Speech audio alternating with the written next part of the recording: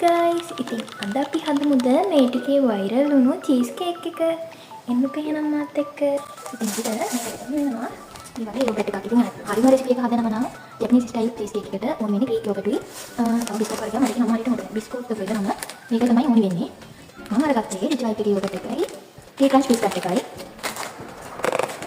ඉතින් අපි බලමු මේ දෙකෙන් හදලා ඇත්තටම චීස් කේක් එකක් හේද කොහොමද කියලා. රසද කියලා බලමු.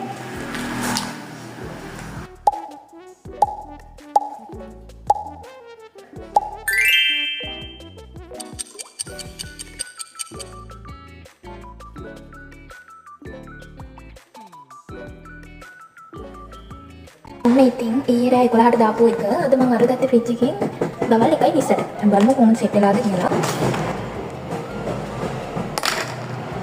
මෙන්න මේ විදිහට තමයි තියෙන්නේ නම.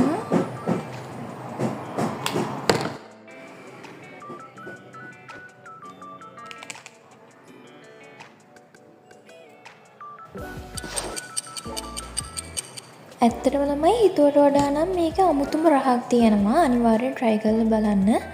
මම මේකේ recommend කරන බිස්කට් එකම ගන්න.